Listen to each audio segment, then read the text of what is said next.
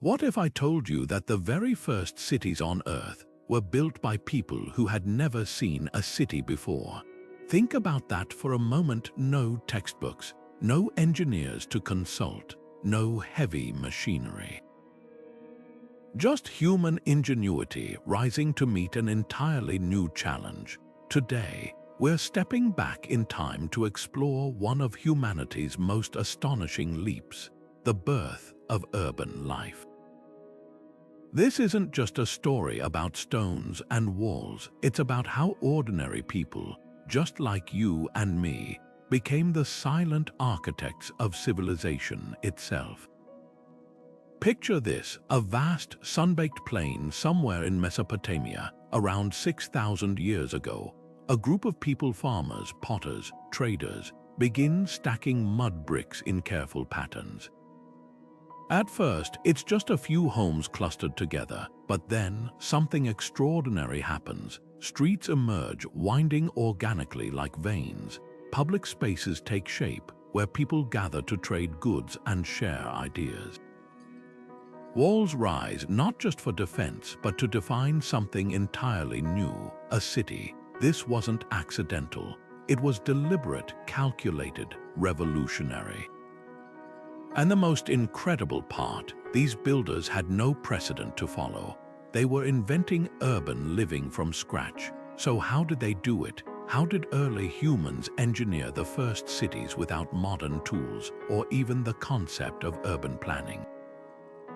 That's the mystery we're unraveling today. From the meticulously grid-like streets of Mohenjo-Daro to the towering Zigurates of these ancient builders left behind clues that whisper across millennia. Their solutions to drainage, housing, and even traffic flow would impress modern city planners, but their greatest legacy isn't just in the bricks they laid, it's in the boldness of their vision. They looked at an empty horizon and imagined a future no one had ever seen. And by the end of this journey, you'll understand why their story isn't just history. It's a testament to what humanity can achieve when we dare to build the impossible. Imagine waking up one day and deciding for the very first time in human history to stay put. No more following herds, no more packing up with the seasons. Just one patch of earth claimed as home. That decision, made by our ancestors thousands of years ago, didn't happen in a vacuum. It was the perfect storm of opportunity and necessity.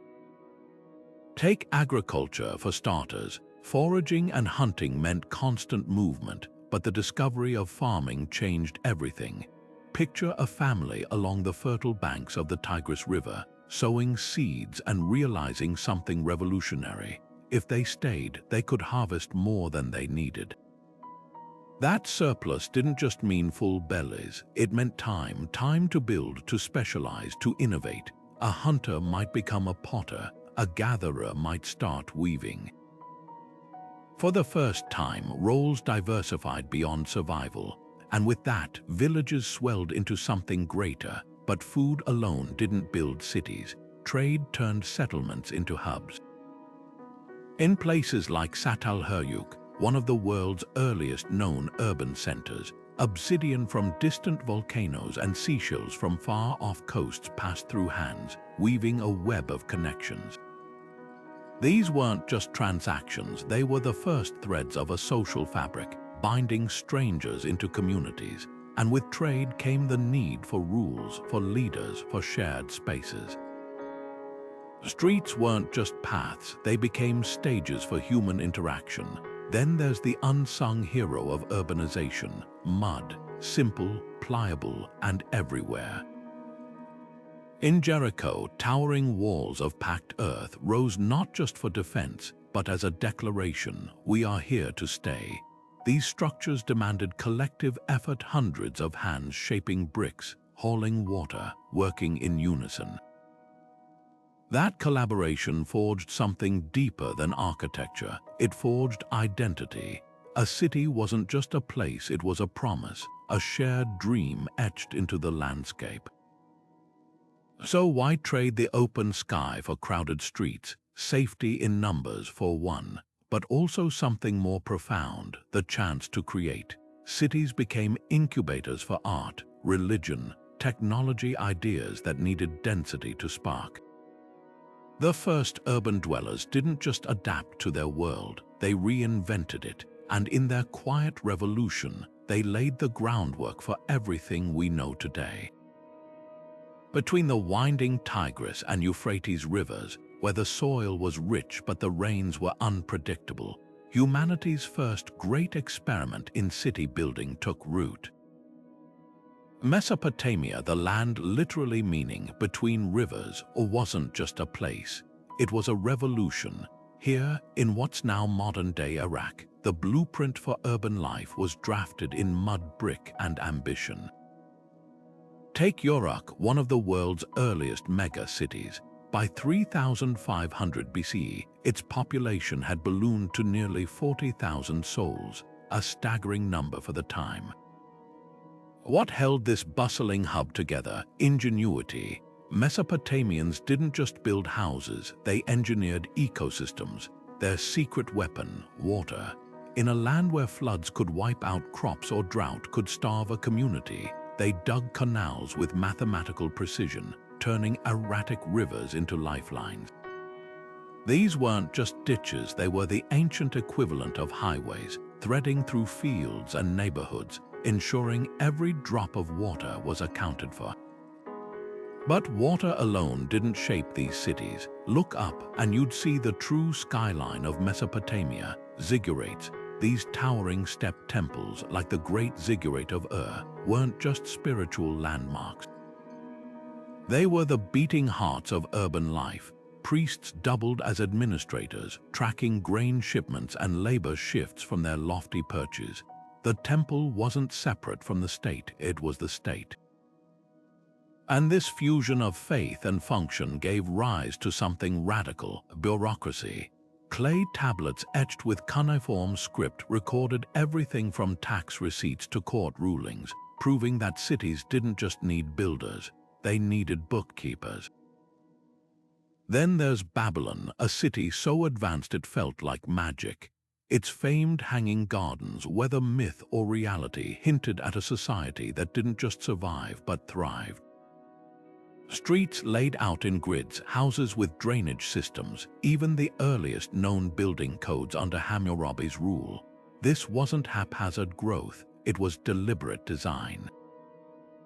And perhaps that's Mesopotamia's greatest lesson. Cities aren't just collections of buildings, they're mirrors of the people who build them, their beliefs, their struggles, their relentless drive to shape the world. So why does this matter today? Because every time you walk down a planned street, pay a water bill, or even argue about zoning laws, you're speaking the language first written in Mesopotamian clay. Their cities weren't just the cradle of civilization, they were the first draft of our modern world. And in their shadows, we're still building on foundations they laid 6,000 years ago. While Mesopotamia built upward with ziggurats, another civilization was mastering the art of horizontal perfection. Far to the east, along the winding Indus River, rose cities so meticulously planned they'd put modern urban designers to shame. Mohenjo-Daro and Harappa weren't just settlements, they were masterclasses in civic engineering, where every brick, every drain, every street spoke of a society obsessed with order and efficiency. Walk through the ruins of Mohenjo-Daro today, and you'll notice something startling. The streets run straight, not just occasionally, but across the entire city, a perfect grid system intersecting at right angles, with main avenues wide enough for carts and narrow alleys threading between homes. This wasn't accidental sprawl. It was deliberate, calculated urban planning on a scale unseen until the Roman Empire. And here's the marvel: they achieved this over 4,000 years ago without satellites, without blueprints, without even the wheel. Their tools, standardization and foresight. Every brick in the Indus Valley, whether in a humble home or a grand public bath, followed the same ratio: 4 parts length, 2 parts width, 1 part height. Imagine the coordination it took to enforce that level of precision across an entire civilization. But the real genius lay beneath their feet. While other ancient cities struggled with waste and flooding, the Indus people built a drainage system that still inspires engineers today. Every house had its own bathroom, connected to covered sewers that ran under the streets. These weren't open gutters, they were carefully sloped channels with inspection holes for maintenance, designed to keep the city clean and disease-free. At the heart of it all stood the Great Bath of Mohenjo-Daro, a massive public pool lined with waterproof bitumen. Was it for ritual purification, social gatherings? We may never know for sure, but its existence hints at a society that valued communal spaces as much as private comfort. Then there's the mystery of what's missing. Unlike Mesopotamia or Egypt, there are no towering temples, no palaces shouting of kings or gods. The Indus Valley's power structures remain eerily silent, no grand statues of rulers, no boastful inscriptions. Instead, we find weights and measures so uniform they suggest a culture built on trade and fairness. Seal stones carved with enigmatic symbols hint at a writing system we still can't fully decipher. And then, around 1900 BC, the cities emptied. No war, no invasion, just a gradual fading, perhaps due to shifting rivers or changing climates. Yet their legacy lingers in every modern city that values sanitation over splendor, function over flash. When you flush a toilet or walk down a planned neighborhood, you're walking in the footsteps of history's most practical urban dreamers. The Indus Valley didn't just build cities, they built the idea of a city as a living, breathing system where every piece serves the whole. And in that quiet revolution, they gave us a gift far greater than monuments, the blueprint for how civilization could work. When we think of ancient Egypt, towering pyramids and golden tombs dominate our imagination. But beneath these monumental symbols lies an even more fascinating story: how ordinary Egyptians built cities that thrived for millennia along the Nile's ever-shifting embrace. Memphis, the nation's first capital, wasn't just a political hub, it was a symphony of logistics and spirituality, where every street, granary, and dock danced to the river's rhythm. The Nile was Egypt's lifeline, but its annual floods posed a paradox. How do you build a stable city on land that transforms each year? The answer lies in their genius for adaptation. Neighborhoods clustered on higher ground, while harbors like those at Thebes were designed with fluctuating water levels in mind. Granaries weren't just storage pits, they were climate-controlled marvels with raised floors and ventilation shafts to preserve harvests against the desert heat. And when the floodwaters receded, a network of canals redistributed fertile silt to fields, turning chaos into abundance. This wasn't just urban planning, it was a dialogue with nature, where the city itself became a living extension of the river. Yet Egypt's cities were more than practical hubs. They were cosmic blueprints, temples aligned with solstice sunrises, obelisks cast shadows that functioned as giant sundials. At Karnak, priests tracked time through the movement of sunlight across precisely placed columns, merging astronomy with architecture. Even the layout of Thebes mirrored Egyptian mythology, its East Bank temples dedicated to the living sun god Ra, while the West Bank necropolis housed the dead in the realm of the setting sun. Every stone whispered of a culture that saw no divide between the earthly and the divine. But what about the people who filled these streets? Excavations at workers' villages like Deir el-Medina reveal a surprising intimacy. Houses were small but smartly designed, with sleeping lofts to catch cool breezes and courtyards for grinding grain.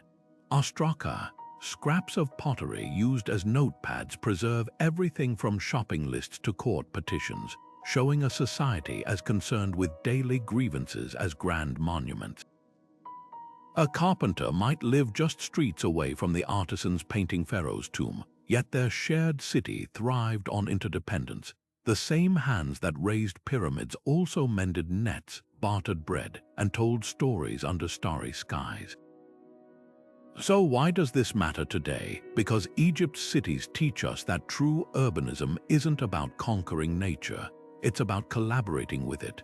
Their granaries foreshadowed modern supply chains. Their celestial alignments hint at how architecture can inspire wonder. And in the quiet corners of their homes, we find the real secret to their endurance, not just the ambition of kings, but the collective wisdom of countless unnamed builders who turned mud bricks into immortality. China's ancient capitals weren't just built, they were composed like grand symphonies where every brick and beam played its part in a cosmic harmony. Take Anyang, the Shang dynasty's mighty heart. Here, palaces didn't just face south for sunlight. They aligned with the heavens themselves, their foundations laid according to the stars. The city walls, thick as mountains, weren't mere barriers. They were symbolic shields against chaos, mirroring the order the Shang believed flowed from the universe. Even the placement of workshops and tombs followed strict rituals, turning urban space into a living map of spiritual beliefs. But it was under the Zhou dynasty, in cities like Haiyang, that this philosophy reached its zenith.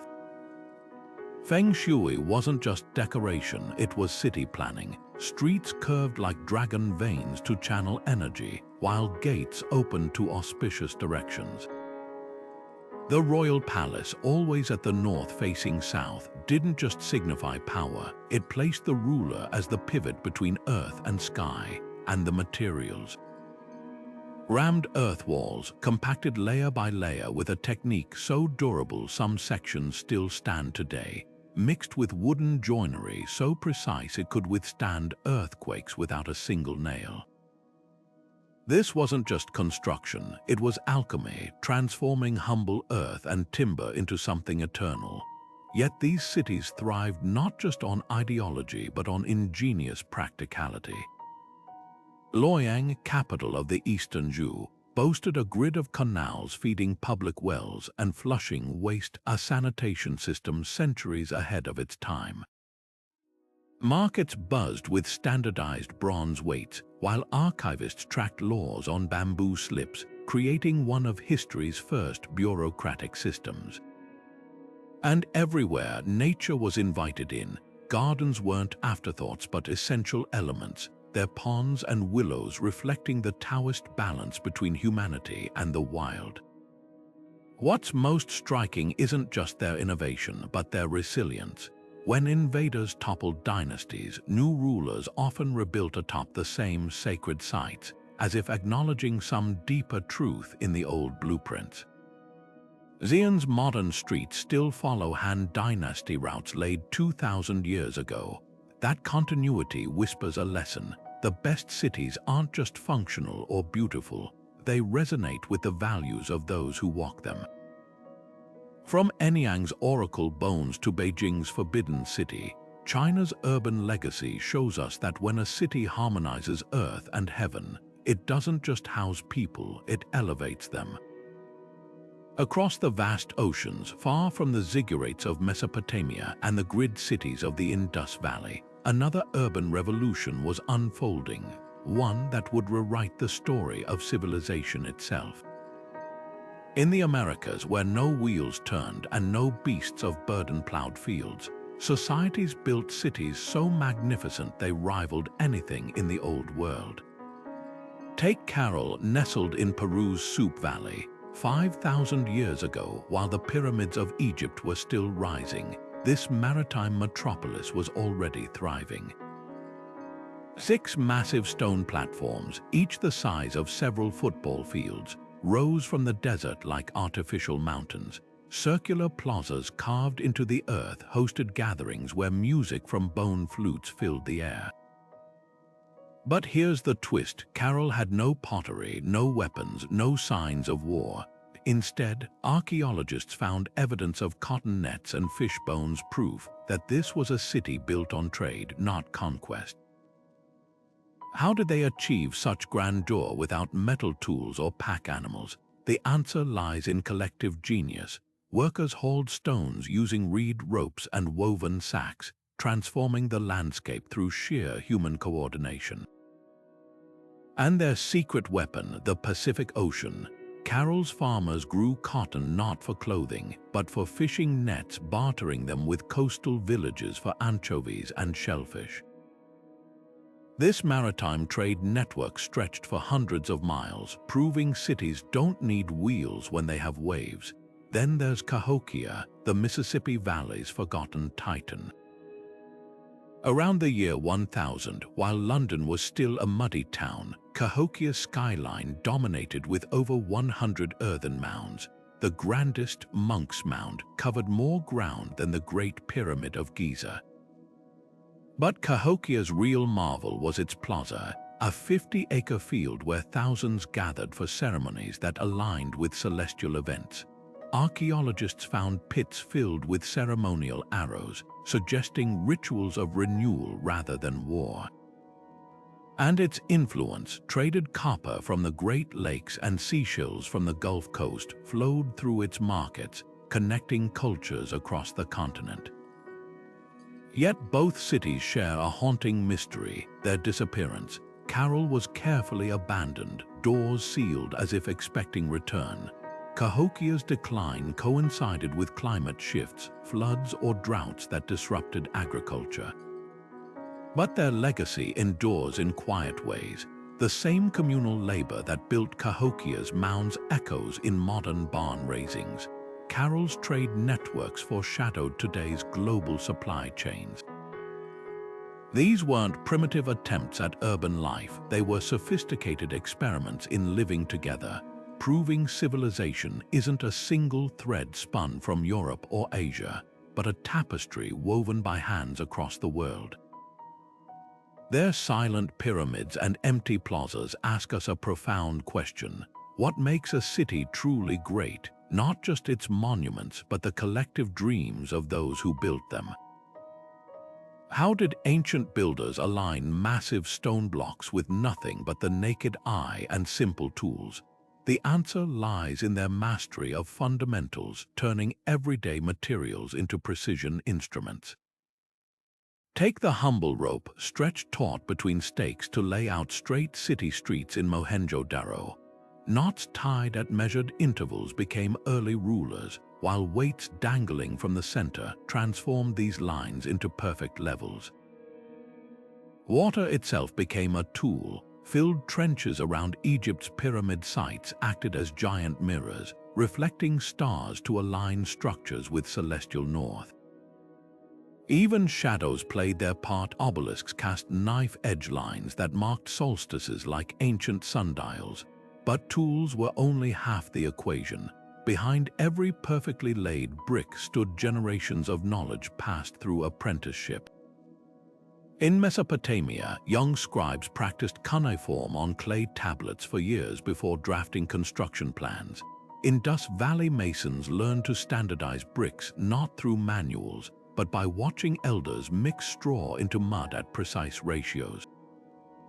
This wasn't just training, it was a sacred chain of wisdom where techniques refined over centuries lived in the calloused hands of master builders.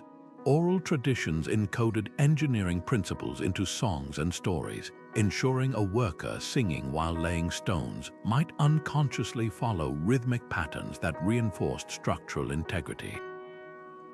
Some methods bordered on magical thinking yet worked with uncanny reliability. The Andean peoples who built Carroll used woven cords called quippers to record measurements, their knots encoding data like early binary code. Chinese builders buried compass like lodestones at construction sites to harmonize buildings with Earth's magnetic fields. Even mistakes became lessons. At Babylon's Ishtar Gate, archaeologists found layers of flawed bricks beneath the glazed surface, evidence of iterative testing, where each failure refined the next attempt. What's most astonishing isn't the simplicity of these tools, but their enduring legacy. The Roman groma, used to survey straight roads, evolved from Egyptian plumb lines. Medieval cathedral builders adapted the same rope and stake techniques seen at Stonehenge, and today, modern laser levels and GPS mapping still fulfill the same fundamental need those ancient architects understood: to impose human order on a chaotic world. Their genius wasn't in inventing complex gadgets, but in seeing the extraordinary potential of ordinary things, a lesson that reshaped the planet long before the word engineering even existed. The story of ancient cities is written in mud, stone, and clay, each choice of material revealing a silent conversation between human ambition and the earth itself. In Mesopotamia, where timber was scarce but river silt abundant, builders turned mud into miracles. They mixed reeds with wet clay, forming bricks dried under the blazing sun, simple yet revolutionary. These humble adobe blocks stacked into zigurates that scraped the sky, their surfaces often coated with bitumen, a natural tar from nearby seepages, to repel the rare rains. What seems crude today was genius then, lightweight enough to prevent collapsing in frequent earthquakes, yet sturdy enough to last millennia. Contrast this with Egypt's obsession with stone. Along the Nile, where granite and limestone cliffs bordered the river, pharaohs chose permanence. Quarrying wasn't just labor, it was alchemy. Workers drilled holes along fault lines, inserted wooden wedges, then soaked them to swell and split colossal blocks. The result, temples like Karnak, where pillars carved to mimic papyrus stalks stand after 3,000 years. Stone wasn't just practical, it was theological. Egyptians saw it as the bones of the earth, a material as eternal as the afterlife they sought. Then there's the Indus Valley's baked brick, a middle path between mud and megaliths. In Mohenjo-Daro's humid climate, sun-dried bricks would melt in monsoon rains, so they invented kilns, firing clay at temperatures over 1,000 degrees Celsius. The payoff, bricks so uniform that modern engineers marvel at their precision. Streets lined with these durable blocks still bear the weight of history today. But here's the twist. While Mesopotamians reserved baked bricks for palaces, Indus citizens used them for sewers and humble homes, proof that their priorities leaned toward public good over royal vanity. Over in the Andes, builders defied logic with stone too, but without metal tools or wheels. At Carroll, they pecked river rocks against granite to shape perfect angles, fitting blocks so tightly a knife blade can't slip between them. No mortar, just physics and patience. Meanwhile, China's rammed earth technique, layering damp soil between wooden frames, created walls thicker than castle ramparts, insulating against both Mongol winters and summer heat. What unites these choices isn't just practicality, but poetry. Adobe whispers of adaptable societies embracing impermanence, stone shouts of cultures chasing immortality. Baked brick speaks to communal values, while megaliths echo spiritual daring. Even today, these materials teach us that the best buildings aren't just shelters. They're dialogues with the land itself, written in the language of dirt and devotion. Water shaped civilizations long before the first bricks were laid. In the ancient world, mastery over water didn't just mean survival, it meant power. Take Mohenjo-Daro's drainage system, a marvel so advanced it wouldn't be rivaled until the Roman era. Every house in this Indus Valley city had its own private bathroom, connected to a network of covered sewers that ran beneath the streets. These weren't simple ditches. They were engineered with precise slopes, sedimentation traps, and even inspection chambers for maintenance. Compare that to medieval London, where waste often flowed openly into the Thames, spreading disease. The difference: Mohenjo-Daro's builders saw water management as a communal responsibility, not an afterthought. Their sewers were as vital as their temples, proving that a city's greatness wasn't measured by its monuments alone, but by how it cared for the unseen. Mesopotamia faced the opposite challenge: too little water. Between the Tigris and Euphrates, farmers couldn't rely on predictable floods like Egypt's Nile. So they became history's first hydraulic engineers, digging canals that stretched for miles. These weren't just irrigation channels, they were lifelines, carefully regulated by scribes who allocated water shares down to the hour. But here's the twist: control over water meant control over people. The same elites who managed the canals also collected taxes in grain, creating a cycle of dependency. Disrupt the water flow, and you disrupted society itself. Conflicts over canals sparked some of humanity's earliest recorded wars, showing how quickly cooperation could turn to competition when resources were at stake. Meanwhile, Egypt's Nile was a benevolent dictator. Its annual floods deposited rich silt across the fields, a natural rhythm that required less artificial engineering. But even here, water shaped hierarchy. Priests tracked flood levels like modern meteorologists, using Nilometers, stone staircases marked with measurements to predict harvests. A good flood meant prosperity. A poor one could topple pharaohs. The river didn't just feed Egypt, it defined its cosmology, with myths portraying the Nile as a divine loop mirroring the cycle of life and death. What's startling is how these ancient solutions echo today. Modern cities still grapple with flooding and drought, still fight over water rights, still rely on infrastructure to separate clean from unclean. The difference: we have pumps and satellites, while they had gravity and observation. Yet their legacy lingers in every reservoir and pipeline, reminding us that the first cities weren't just built on land, they were built on the delicate art of bending water to human will. Walls didn't just keep danger out, they declared who was in. Jericho's massive stone barrier, built over 11,000 years ago, wasn't merely a shield against invaders. Its sheer height, 13 feet in places, sent a message to anyone approaching. This was no ordinary settlement. Inside those walls, society thrived, with granaries storing surplus grain and towers that may have doubled as watchposts or ritual spaces. The stones themselves whispered of permanence, a radical idea when most humans still roamed as nomads. But here's the twist: archaeologists found no evidence of warfare from that era. So why build such imposing defenses? Perhaps the walls were less about repelling enemies and more about defining identity, a tangible line between the wild and the civilized, between chaos and community. Mycenae took this concept to mythic proportions. Its cyclopean walls, named because later Greeks believed only giants could move such boulders, loomed over the Peloponnese. The Lion Gate, with its towering relief of twin beasts, wasn't just an entrance, it was propaganda in stone. Anyone passing beneath those lions would feel the weight of the ruler's power. Yet these fortifications weren't empty theater. When the Dorians invaded around 1200 BCE, those walls bought precious time for the city's elite to flee or regroup. Defense and intimidation worked in tandem, proving that the best fortresses were both sword and shield. In Mesopotamia, the calculus shifted. Babylon's double walls, wide enough for chariots to patrol atop them, were engineering marvels, but their real genius lay in psychology.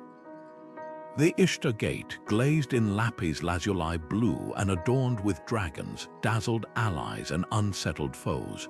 Nebuchadnezzar didn't just want safety, he wanted visitors to carry tales of Babylon's invincibility back to their homelands. Meanwhile, Mohenjo-Daro's lack of obvious walls hints at a different strategy. Instead of physical barriers, the Indus Valley civilization may have relied on diplomacy or natural moats, their orderly streets and advanced sanitation serving as a different kind of deterrent, proving prosperity could be as persuasive as ramparts. The psychology of walls reveals a universal truth: fear and pride are two sides of the same coin. China's earliest rammed earth fortifications, like those at Urartu, weren't just military installations. They were stages for royal ceremonies, blending protection with pageantry. Even in the Americas, Cahokia's wooden palisade enclosed sacred mounds, suggesting that sacred spaces needed guarding from both earthly and spiritual threats. Every stone laid, every gate erected, whispered the same dual promise: we are safe here and we are mighty here. And in that tension between vulnerability and dominance, the first cities wrote the playbook for power, one that rulers would follow for millennia to come. From the stepped Zigurates of Mesopotamia to the towering pyramids of Giza, sacred structures didn't just dominate ancient skylines, they orchestrated them. These temples were more than spiritual centers. They were the beating hearts of urban design, their foundations laid not just in earth, but in the cosmos itself. Picture a Sumerian priest-astronomer standing atop the great ziggurat of Ur, tracing the path of Venus across the night sky. Below him, the city's streets stretched outward like rays from the sun, each thoroughfare aligned to celestial events. The temple wasn't an isolated monument, it was the axis around which all else revolved. This fusion of astronomy and architecture wasn't accidental. In Mesopotamia, the ziggurate's 7 tiers mirrored the 7 known celestial bodies, while its staircases pointed toward solstice sunrises. The result, a city that doubled as a celestial calendar, where the movement of shadows across temple walls marked planting seasons and festivals, but the connection ran deeper than practicality. By tethering urban layouts to the heavens, early rulers claimed divine legitimacy. When a king commissioned a new temple gate aligned with the summer solstice, he wasn't just honoring the gods, he was proving his ability to harness cosmic order. Egypt took this concept to its zenith. The Great Pyramid of Giza isn't just precisely aligned to true north, it's positioned so its descending passage once framed the pole star Thuban, a beacon for the pharaoh's soul. Nearby, the temple complex of Karnak forms a massive stone sundial, its hypostyle hall columns casting shadows that mark the winter solstice. Even the Nile played its part. During the annual flood, rising waters would reflect sunlight into temple sanctuaries, illuminating statues of gods like golden apparitions. This wasn't just symbolism, it was theater on a monumental scale, designed to awe citizens and reinforce the idea that pharaohs were living bridges between earth and sky. Yet perhaps the most democratic sacred geometry flourished in the Indus Valley. Unlike Mesopotamia's exclusive temple precincts, Mohenjo-Daro's Great Bath sat at the city's physical and social center. Its precise cardinal alignment suggests ritual significance, but its accessibility, flanked by public courtyards rather than palace walls, hinted at communal spirituality. Meanwhile, in China, the Temple of Heaven in Beijing later perfected this celestial urbanism. Its circular altar representing heaven and square base symbolizing earth, all nested within a capital city planned as a microcosm of the universe. Why this universal obsession with sacred alignment? Because in a world without streetlights or satellites, the heavens were humanity's first GPS, a fixed reference point in an unpredictable world. When drought or invasion threatened, citizens could look to their mountain-like ziggurates or star-pointing pyramids and believe order would prevail.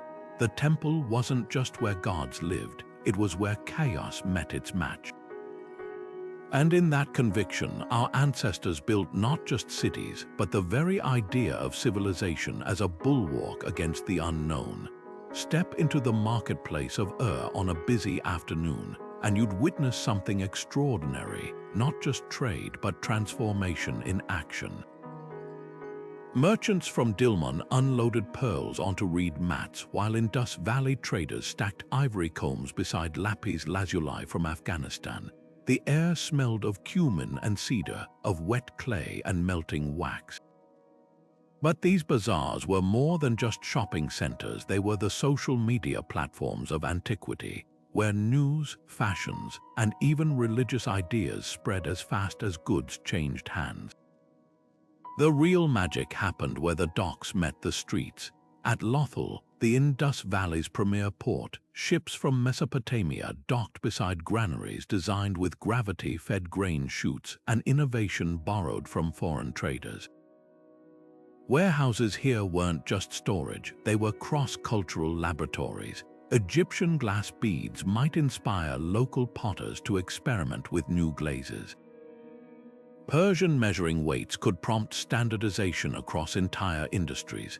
Even the architecture adapted. Thick brick platforms raised goods above monsoon floods while arched doorways, a technique possibly learned from Mesopotamian builders, allowed easier movement of bulky cargo.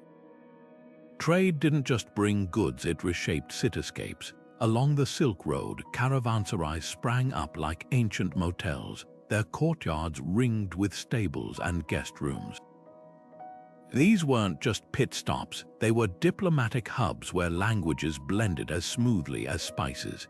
In the so-called merchant district grew organically around the docks, its winding alleys sheltering workshops where imported tin alloyed with local copper to forge bronze, a technological revolution born from commerce. Then there's the hidden infrastructure of trust. No ancient trader carried enough currency to buy a shipload of goods. Instead, they relied on letters of credit etched in cuneiform, honored across kingdoms. Temples doubled as early banks, their sacred status ensuring honest transactions. At Mohenjo-Daro, standardized weights found across the city suggest a system so fair it needed no oversight, a testament to how commerce could build social cohesion. What modern cities achieve with fiber optics and airports, ancient ones accomplished with donkeys and reed boats. The frankincense that perfumed Egyptian temples, the Chinese silk that draped Roman aristocrats, these weren't just luxuries. They were proof that even 6,000 years ago, globalization wasn't just happening, it was thriving. And in the echoes of those market cries and clinking weights, we hear the first murmurs of the interconnected world we inhabit today. Walk through the ruins of any ancient city, and you'll find a map of power etched into the ground beneath your feet. In the grand Zigurate didn't just tower over the city, it dictated an invisible social geometry. Palaces and priests' residences clustered within its shadow, their walls thicker, their floors paved with imported stone. Just a few hundred meters away, the homes of merchants and scribes shrank in size, their rooms arranged around modest courtyards. By the time you reached the city's edge, dwellings were little more than single-room huts with mud brick walls barely thicker than a hand's width. This wasn't accidental urban sprawl, it was hierarchy written in architecture, where every brick measured a person's worth. The dead tell even clearer tales. In Egypt's Memphis, a pharaoh's pyramid might contain gold, perfumed oils, and entire boats for the afterlife, while a craftsman's grave held only a handful of pottery and a copper chisel. But here's what's fascinating. These burial goods weren't just displays of wealth, they were contractual. The more you contributed to society's infrastructure, the more eternity owed you. Temple reliefs show how elites justified their status, overseeing granary distributions, commissioning irrigation projects, acting as intermediaries between gods and laborers. Their tombs weren't just treasure chests, they were receipts proving they'd upheld their end of civilization's unspoken bargain. Yet some cities subverted these patterns. Mohenjo-Daro's standardized brick sizes and uniform drainage systems hint at a flatter social structure until you notice the subtle clues. A few residences near the Great Bath had private wells and second stories, while others shared communal water taps. In Teotihuacan, the street of the dead connected monolithic temples, but the surrounding apartment compounds reveal a different story. Recent excavations show some units had frescoed walls and obsidian workshops, while others were Spartan cells, proof that even in Mesoamerica's most egalitarian-seeming metropolis, privilege carved out its corners.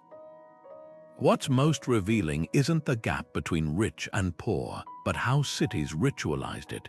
Babylon's Ishtar Gate wasn't merely beautiful. Its procession route forced visitors to walk past glazed reliefs of royal triumphs before reaching the market.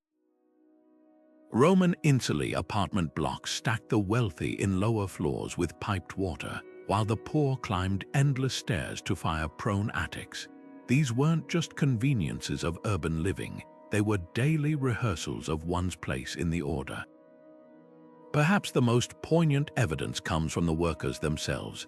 At Giza, graffiti on pyramid blocks names crew leaders like Friends of Khufu and Drunkards of Menkaure, team pride etched alongside king's titles.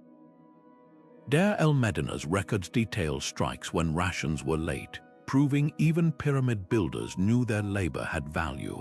The stones whisper a paradox that the very systems designed to reinforce hierarchy also created spaces where common voices could, occasionally, echo through time.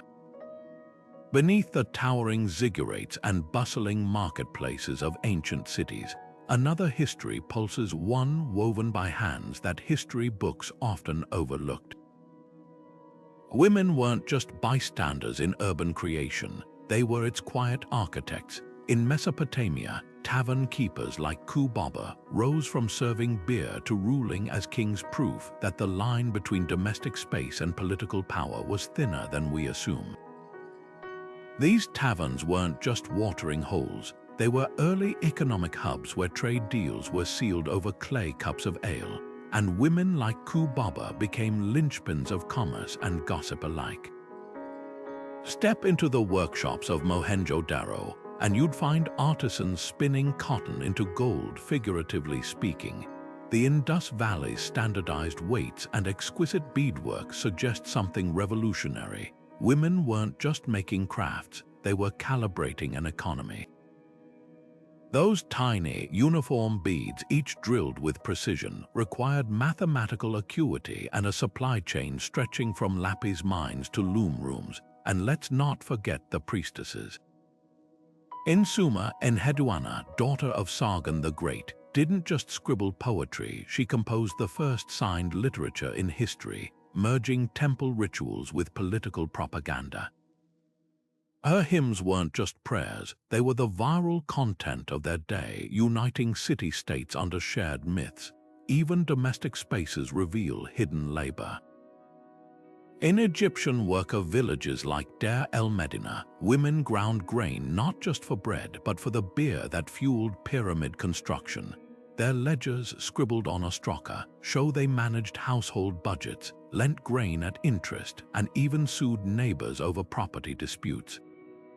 Meanwhile, Minoan frescoes in Knossos depict women presiding over bull-leaping ceremonies, a far cry from passive wallflowers. The real tragedy isn't that women's roles were small, it's that we've been trained to see them that way.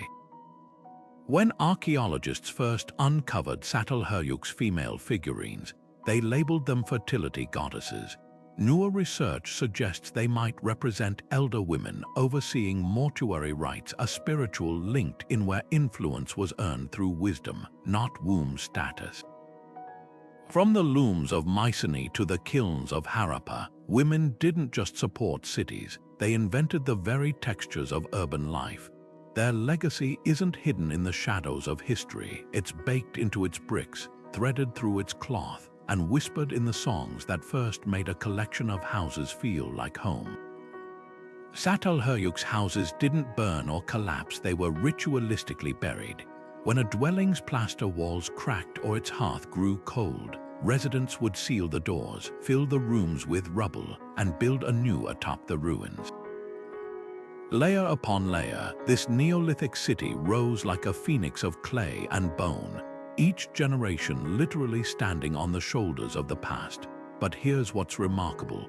Beneath the fresh floors, archaeologists found painted murals carefully preserved under layers of whitewash, bulls leaping, vultures circling, hands pressed against the earth. These weren't just renovations, they were acts of reverence, a tangible thread connecting the living to those who came before. Babylon knew destruction like the changing of seasons. Sacked by Hittites, rebuilt by Kassites, conquered by Assyrians, then reborn under Nebuchadnezzar, each cycle left its scars, yet every time the city resurrected itself around its sacred core, the Esagila temple, where priests guarded the tablets of destiny. Even when invaders reduced walls to dust, they dared not disrupt the ritual cadence of offerings. Why? Because Babylon's power wasn't just in its bricks, it was in its stories. The Epic of Gilgamesh, copied and recopied by scribes across millennia, taught that while kings might fall, the city itself was eternal. Modern planners could learn from this defiance. When an earthquake leveled Lisbon in 1755, architects didn't just rebuild, they reimagined. Wider streets, earthquake-resistant Gaola wood frames, and elevated sidewalks became the new standard. Like Çatalhöyük's layered dwellings, Lisbon's grid absorbed disaster into its DNA. Similarly, after the Great Fire of London, Christopher Wren didn't replicate the medieval tangle of alleys. He drafted wide boulevards and fireproof stone facades, though only fragments of his vision were realized. The lesson: resilience isn't about resisting change, it's about adapting with memory. When indigenous Andeans rebuilt after earthquakes, they mixed modern concrete with traditional quincha cane walls, blending ancient flexibility with new strength. Tokyo's skyscrapers sway rather than snap during tremors, much like the reed structures of Mesopotamian marsh dwellers. Even today, as rising seas threaten coastal megacities, Dutch engineers look to the floating villages of Cambodia's Tonle Sap for inspiration. Perhaps the most profound insight comes from the very rubble itself. At Mohenjo-Daro, flood sediments show the city didn't die overnight. It fought back, raising streets and fortifying walls until the Indus River finally won. Yet in its stubborn refusal to surrender, it gifted us something unexpected, proof that collapse isn't failure. It's just the pause before the next layer begins. At Teotihuacan, the Avenue of the Dead doesn't just lead to pyramids, it points straight to the Pleiades. When this Mesoamerican metropolis was built around 2,000 years ago, its architects didn't merely glance at the stars, they mapped the heavens onto the earth with breathtaking precision. The entire city grid aligns 15.5 degrees east of true north, an orientation that perfectly frames the constellation's rise during key agricultural cycles. But here's what's astonishing: this wasn't just celestial poetry. The Pleiades' appearance marked the start of the rainy season, turning stone monuments into giant agricultural calendars. Farmers gazing at the Pyramid of the Sun didn't see just a monument, they saw a reminder to plant maize. This fusion of practicality and cosmology repeats across the ancient world. In Egypt, the Great Pyramid's descending passage once aimed directly at the pole star Thuban. Its alignment so exact it would have guided initiates toward the unchanging celestial north, a metaphor for eternal order. Meanwhile, Angkor Wat's western gate aligns with the spring equinox sunrise, illuminating its central tower in a display that blended Hindu cosmology with rice harvest schedules. Even Stonehenge, though not a city, demonstrates the universal urge to pin human endeavors to cosmic rhythms. Its heel stone frames the solstice sunrise, a phenomenon that likely dictated ceremonial and perhaps political calendars. But why go to such lengths? For Teotihuacan's builders, the answer lay in the sacred contract between earth and sky. The Pyramid of the Moon doesn't just mirror the Cerro Gordo mountain behind it. Together, they form a terrestrial echo of the moon's relationship with the earth. This wasn't superstition, it was sophisticated systems thinking. By aligning cities with celestial events, early urban planners created environments where every sunrise, every star cycle reinforced the social order. When the sun lit up a temple's inner sanctum on the king's birthday, it wasn't just spectacle, it was proof of his divine mandate. The true brilliance of these alignments lies in their duality. The same stars that guided farmers also awed citizens into obedience. The solstice light show at Karnak didn't just mark time, it transformed stone into theater, convincing thousands that their rulers communed directly with the gods. Yet for all their grandeur, these celestial cities held humble wisdom too. In Choco Canyon, the ancestral Pueblones carved spiral petroglyphs that cast dagger-like shadows on equinoxes, turning cliff faces into communal calendars. No pharaohs demanded this, just ordinary people seeking harmony with forces greater than themselves. Perhaps that's the enduring lesson. These ancient alignments speak to a truth we've since forgotten, that the best cities aren't just functional or beautiful, they're meaningfully connected to the world beyond their walls. When modern planners prioritize efficiency over wonder, they miss what Teotihuacan's builders knew instinctively, that a city aligned with the cosmos doesn't just tell time. It tells a story, and in that story, every citizen plays a part in the grand celestial dance. One morning around the year 1400, the last resident of Cahokia walked away. They left behind a city that had once rivaled Paris in population, a sprawling metropolis of earthen pyramids and bustling plazas. The wood from their house's roof was carefully removed, the doorways symbolically sealed. It wasn't destruction, it was a quiet farewell. Across the world, from the jungles of Cambodia to the deserts of the American Southwest, similar scenes played out. Thriving cities became whispered legends, their abandonment shrouded in mystery. What forces could unravel societies that had endured for centuries? Take Angkor, the Khmer Empire's crown jewel. At its height, this hydraulic city supported over 1 million people, with canals and reservoirs so advanced they're studied by modern engineers. Then, around the 15th century, the capital shifted to Phnom Penh. For years, historians blamed invading Siamese armies, until tree ring studies revealed a darker culprit. Decades of drought had crippled Angkor's water network, while monsoons that followed were so violent they breached critical dams. The very system that made Angkor powerful became its undoing. Yet here's the twist, people didn't vanish entirely. Recent laser surveys show neighborhoods persisted near temples for generations, adapting to a quieter life. The city didn't die, it transformed. Now cross the globe to the ancestral Pueblones of Choco Canyon. Their great houses, aligned to lunar cycles, were abandoned by the 1200s. Packed storage rooms prove they saw trouble coming, droughts that lasted not years but decades. Yet instead of collapsing, they migrated to river valleys, reinventing their architecture. Their descendants, the Hopi and Zuni, still recount oral histories of this great transition. Unlike modern notions of collapse, they remember it as a strategic withdrawal, a choice to preserve culture when the land could no longer sustain grandeur. War leaves clearer scars. The Hittite capital Hattusa was torched around 1200 BCE, its ruins littered with arrowheads and unburied bodies. But even here, climate played a role.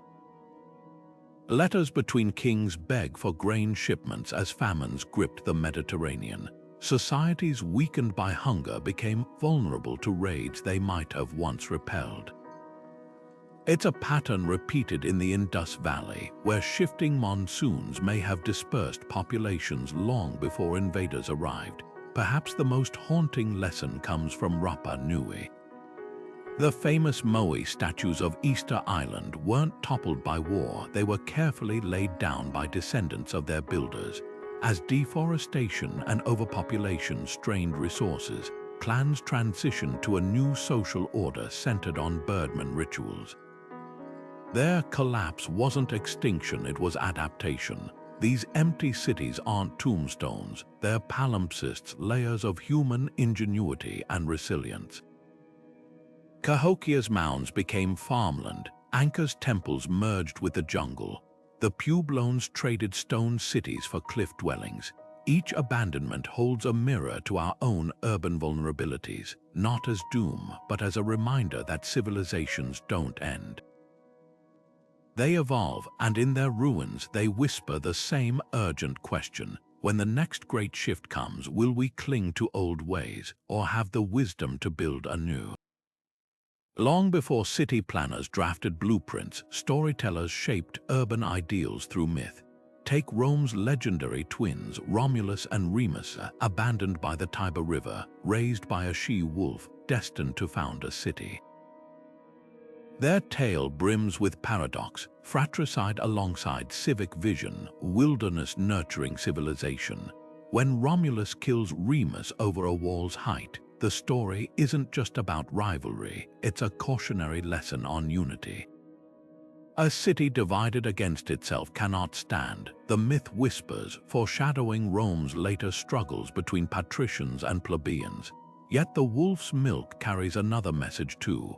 Even the fiercest beginnings can yield greatness. Now journey east to Uruk, where the Epic of Gilgamesh paints a different origin story. Here, the city's first king is part god, part tyrant. His arrogance so vast he oppresses his people until the gods create his mirror, Enkidu, to humble him. Their legendary battles and eventual friendship reveal Uruk's core values: leadership tempered by friendship, strength balanced with wisdom. When Gilgamesh returns from his quest for immortality empty-handed but wiser, he doesn't abandon his city. He builds its walls higher, realizing true legacy lies not in eternal life but in communal protection. The message is clear: a ruler's greatness is measured by the security of his weakest citizen. These myths share a surprising practicality. The Romans preserved Romulus's mythical pomerium, the sacred boundary plowed with a bronze blade, as a legal concept for centuries, proof that even symbolic stories had real-world consequences. Meanwhile, Gilgamesh's flood narrative, eerily similar to Noah's, wasn't just theology. It reflected Mesopotamia's very real struggle with unpredictable rivers, encoding survival strategies in allegory. Other cultures wove different lessons. In China, the legendary architect Lu Ban was said to have built a wooden bird that flew for 3 days, a metaphor for precision engineering passed down through carpenter guilds. The Maya Popol Vuh describes gods molding humans from maize, linking urban prosperity to agricultural cycles. Even Plato's Atlantis, though fictional, served as urban morality tale. A wealthy city punished for its hubris when its advanced technology failed to prevent disaster. What unites these tales isn't their fantastical elements, but their grounding in urban anxieties. How should a city balance order and freedom? What obligations do rulers owe the ruled? Can human ingenuity triumph over nature's wrath? The answers were etched not in stone tablets alone, but in stories told around fires and repeated across generations, the world's first masterclass in civic engineering. Behind every towering ziggurat and every perfectly laid brick street lies a story archaeology often overlooks: the calloused hands that made immortality out of mud.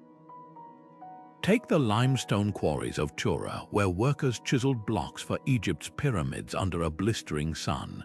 Their pay stubs, scribbled on pottery shards, reveal a surprising truth. They weren't slaves, but skilled laborers compensated with bread, beer, and even medical care. A typical work roster might note: the gang the Friends of Khufu drank 7 jars today, proof that camaraderie and rest were woven into the grind. These weren't faceless drones, they were tradespeople whose names, like Nefer and Penmaru, still echo in temple records. Mesopotamia's construction crews operated like early unions. At foremen divided workers into teams, each assigned a section of the city walls.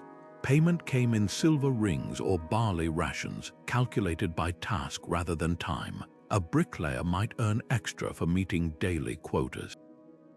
But here's what's fascinating. Disputes over wages and working conditions were settled in courts, with clay tablets preserving complaints like, "The overseer shorted my grain." Even then, fairness mattered. Meanwhile, in the Indus Valley, the uniformity of bricks hints at something extraordinary. Guild-like systems where craftsmen trained for years, mastering ratios so precise that a brick molded in Mohenjo-Daro could fit seamlessly into a wall in distant Harappa. The real unsung heroes, the women mixing history into mortar. Across Anatolia, fingerprints pressed into mud bricks often belong to female hands, their palms leaving silent signatures in the very fabric of cities. At Çatalhöyük, wall paintings show women not just grinding grain but applying plaster in intricate layers, their artistry turning homes into canvases. And let's not forget the children apprentices as young as 10 hauling rubble at Teotihuacan, learning trades that would sustain their families for generations. Labor wasn't just physical, it was mathematical. Inca stonemasons, fitting multi-ton blocks without mortar, used simple tools like plumb bobs and knotted ropes to achieve angles precise enough to defy earthquakes.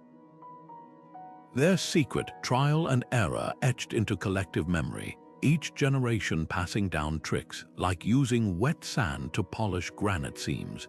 Similarly, Roman concrete crews, mixing volcanic ash with seawater, didn't just build harbors, they created recipes so durable that modern scientists still study them.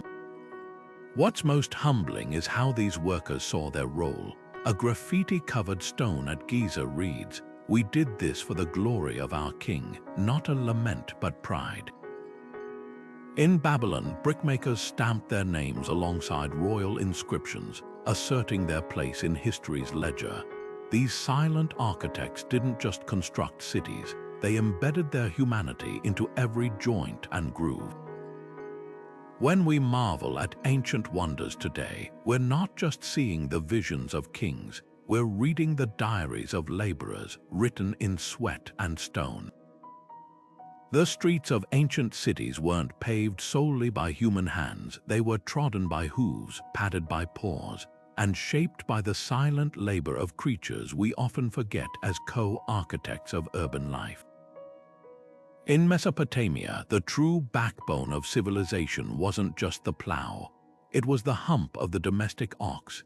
These sturdy animals turned arid plains into fertile fields, their muscle power enabling surplus harvests that fed the world's first dense populations. But their role didn't end at the field's edge.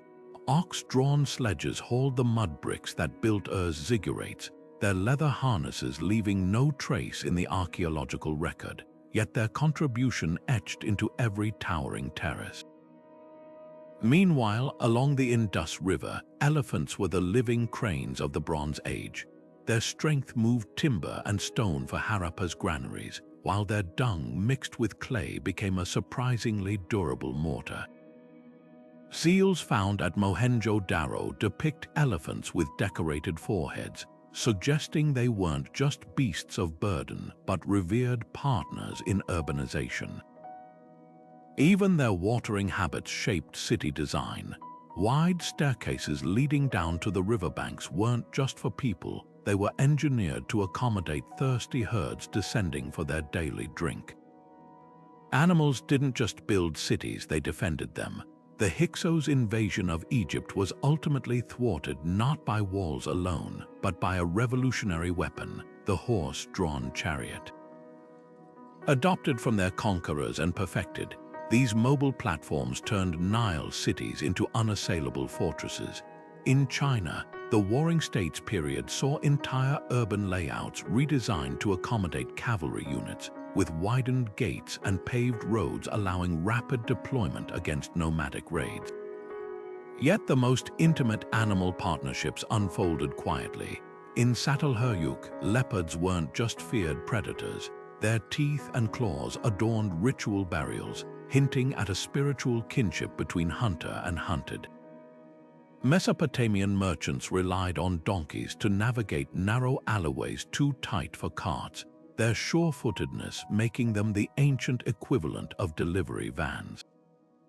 Even bees played their part. Clay hives in Egyptian temple gardens produced wax for seals and honey for medicinal salves, their pollination boosting urban orchards' yields. What's most striking isn't how humans used animals, but how animals reshaped human behavior. The need to stable horses birthed urban zoning. Assyrian records show designated grazing areas outside city walls to prevent trampled crops. Sacred cows in Harappa meant streets included watering troughs, while Roman laws mandated stepping stones on busy roads so pedestrians could avoid animal waste. These weren't inconveniences, they were negotiations between species, a reminder that urbanization was always a multi-species project. The bones tell the final truth. At Teotihuacan, jaguar remains show signs of healed fractures, proof they were nursed back to health, not just hunted. A Mesopotamian dog's skeleton found curled beside a child's grave speaks of bonds transcending utility. From the plow-pulling oxen to the palace-guarding lions of Mycenae, animals weren't just tools or threats. They were active participants in the urban experiment, their needs and instincts quietly shaping the very fabric of civilization. And in their unmarked contributions, they whisper a humbling lesson. No city was ever built by humans alone. The anonymous planners who laid out Mohenjo-Daro's streets didn't just measure distance, they measured civilization itself. These forgotten architects wielded not chisels or hammers, but something far more revolutionary: standardization. Every brick in the city followed an identical ratio: 4 parts length, 2 parts width, 1 part height, a consistency so precise that modern engineers still marvel at it. But this wasn't just about uniformity, it was about scalability. With standardized dimensions, any bricklayer from any neighborhood could contribute to any project, turning urban expansion into a collaborative symphony rather than a chaotic free-for-all. Hidden beneath this precision lies an even greater innovation: modular planning. Excavations reveal that entire city blocks in Harappa were multiples of a basic unit, often a neat 20 by 40 cubits. This modular approach meant markets, homes, and public baths could be arranged like pieces in an elaborate puzzle, maximizing space and functionality. The planner's genius wasn't in grand monuments, but in this invisible mathematics, a language of proportions that turned mud and reed into metropolitan harmony. Water management showcased their technical brilliance. The Great Bath's sophisticated drainage system with its graded slopes and sedimentation tanks wasn't a singular marvel but part of a city-wide network. Each house connected to covered drains that intersected main sewer lines under the streets, all engineered to flow downhill toward the river. The planners didn't just build infrastructure, they created an urban metabolism where waste and water moved with biological precision. What's most striking is how they encoded fairness into the very bones of the city. Archaeologists find identical cubit rods and standardized weights across Indus sites, suggesting a culture where a merchant in Lothal used the same measures as a trader 500 miles away in Harappa. This wasn't just practicality, it was a radical statement that commerce should transcend deception, that a society's strength lay in mutual trust as much as in walls. Though their names are lost, their fingerprints remain in the perfect right angles of streets aligned to cardinal directions, in the ergonomic heights of stair risers, in the way entire cities breathe through their carefully placed wells and drains. These first civil engineers understood something we often forget: that the highest purpose of planning isn't control, but enabling human potential. Every time we walk down a planned street or trust a grocery store scale, we're walking in the footsteps of history's first bureaucrats, the silent mathematicians who proved civilization thrives not on chaos but on shared rules. Baked into the clay seals of Mohenjo-Daro is a mystery that still taunts archaeologists: hundreds of tiny symbols, carefully etched, then pressed onto goods and doorways like ancient barcodes. Some show unicorn-like creatures, others bear cryptic geometric patterns. But here's what's fascinating: these weren't just owners' marks. They were the world's first urban branding, a way to signal trust and belonging in a city where face-to-face connections were impossible among tens of thousands. Imagine a merchant receiving a shipment of pottery stamped with a familiar bull insignia, no words needed. That symbol carried the weight of a contract, a promise of quality, perhaps even a neighborhood's pride. Egypt took this idea and gilded it with divine authority. A pharaoh's cartouche wasn't merely a nameplate, it was a cosmic seal of approval. By encircling royal names with a looped rope, hieroglyphic scribes transformed syllables into sacred space, declaring these rulers were bound to the eternal cycle of order. But cartouches weren't exclusive to kings. High-ranking officials had their own, stamped onto tomb walls and jewelry. In a civilization obsessed with legacy, these oval badges turned identities into everlasting statements. I built this. I belonged here. The contrast between these systems speaks volumes. Indus Valley seals were democratic tools found in workshops and modest homes alike, while Egypt's cartouches reinforced hierarchy. Yet both served the same underlying need. In crowded, anonymous urban landscapes, symbols became shortcuts for trust. It's no accident that heraldry flourished in medieval cities, where guilds and families adopted crests to navigate complex social webs. The same impulse drives modern logos, whether a knight's shield or a golden arch. Humans have always relied on visual shorthand to navigate communal life.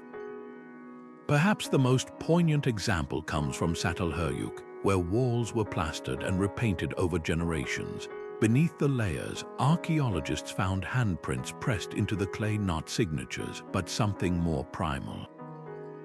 These weren't claims of ownership, but declarations of presence. I was here, this is mine. From the first fingerprints in wet mortar to the neon signs of Times Square, cities have always been canvases for human identity.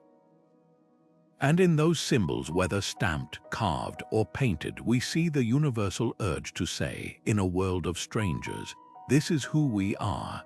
Buried beneath the foundations of Mohenjo-Daro's brick houses, archaeologists uncovered tiny terracotta carts, some no larger than a thumbprint, their clay wheels still turning after 4,000 years.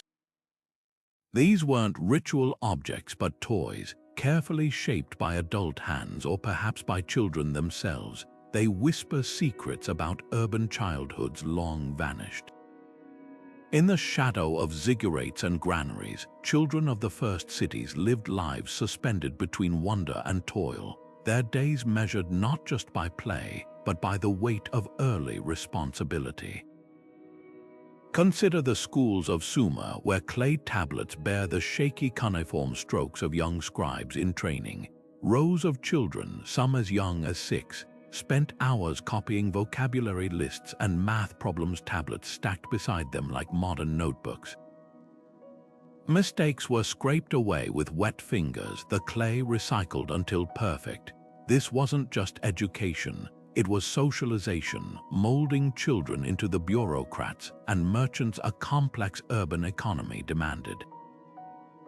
Yet even here, play crept in. Some tablets revealed doodles of animals or warriors hiding between multiplication tables, proving childhood mischief transcends millennia. The artifacts tell a dual story. In Egypt's worker villages like Deir el-Medina, wooden dolls with movable limbs and miniature furniture suggest elaborate make-believe worlds. A game of Senet, a board game symbolizing the soul's journey, might double as both entertainment and moral instruction. but tiny fingerprints also mark bricks in city walls, evidence that children labored alongside parents, mixing mud or carrying water. Their skeletons show stress fractures from hauling loads too heavy for small frames, a stark reminder that urban life offered no universal childhood. Burial sites deepen the mystery. In Ur's royal cemetery, a child was interred with a golden headdress and a lyre, treasures hinting at privilege cut short. Meanwhile, in the Indus Valley, infant remains found near drains suggest harsher realities, perhaps unwanted births or tragedies born of overcrowding. The smallest graves often hold the most telling offerings, a carved bird in one, a string of beads in another, tokens of love that outlasted empires. What emerges isn't a single narrative but a mosaic. Some urban children memorized hymns in temple schools, others hawked bread in market alleys. Little girls in Crete spun wool with miniature spindles, while boys in Babylon herded goats through city gates. Yet across cultures, one truth persists. The first cities didn't just house children, they reshaped childhood itself, compressing innocence and duty into shapes we still recognize today. The toys they left behind aren't just relics, they're mirrors reflecting the timeless dance between sheltering young minds and preparing them for the world's weight. The towering granaries of Mohenjo-Daro weren't just storage pits, they were the ancient world's equivalent of power plants. Stacked with precision-engineered ventilation shafts and raised platforms to guard against floods and rodents, these vast warehouses held enough barley and wheat to feed 40,000 people. But here's what's revolutionary: this wasn't just about survival. The surplus grain represented something unprecedented: collective energy. Every bushel stored meant hours of labor freed up for masons to lay bricks, potters to fire vessels, and scribes to tally trade deals. Food didn't just sustain cities, it built them calorie by calorie. Now picture the breweries of Mesopotamia, where fermentation vats bubbled like primordial laboratories. Workers crushing barley underfoot weren't just making beer, they were engineering liquid motivation. Cuneiform tablets from Ur detail how laborers received daily rations of this thick, nutritious brew, packed with B vitamins and calories. Far from a frivolous perk, it was a calculated fuel source. The buzz of alcohol may have eased the drudgery of construction, but more crucially, the sterile brewing process provided safe hydration in crowded settlements where water sources often ran foul. A well-fed workforce was productive, a well-hydrated one survived. Communal kitchens tell an even richer story. At Çatalhöyük, archaeologists found clay ovens clustered in shared courtyards, their walls blackened by centuries of use. The residue analysis reveals something extraordinary. These weren't just cooking spaces, they were social hubs where grains from distant fields mixed with wild herbs gathered by children. The act of sharing meals forged bonds between unrelated families, turning neighbors into collaborators. In the Andes, this principle reached its zenith with the Incas' freeze-dried chuño potatoes. By stomping tubers underfoot on frosty nights, then drying them in mountain air, they created lightweight, durable rations that fed armies and workers building Machu Picchu's terraces. The real genius of these systems lies in their reciprocity. The more efficiently people farmed, the more hands could be spared for construction. The taller the granaries rose, the more surplus they protected, allowing specialization to flourish. A potter trading vessels for bread could focus on perfecting glazes while bakers honed the science of leavening. This virtuous cycle transformed calories into culture and culture into sky-scraping zigurates. What modern supermarkets accomplish with global supply chains, ancient cities achieved through communal ingenuity. The baker's oven, the brewer's vat, the farmer's sickle, these weren't just tools.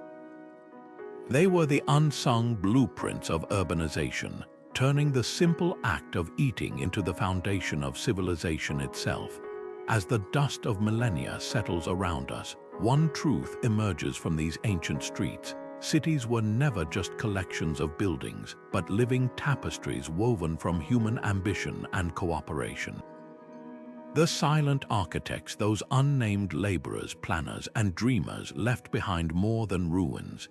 They left us a blueprint for what civilization could be.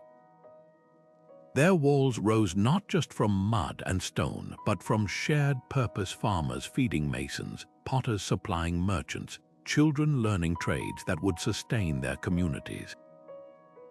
Consider the resilience etched into these urban bones.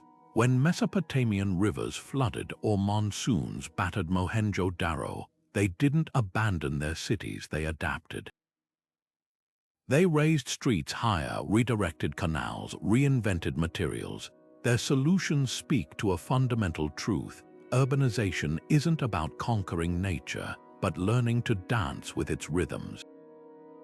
Today, as rising seas threaten coastal megacities and heat waves strain power grids, their ingenuity feels less like history and more like a survival guide.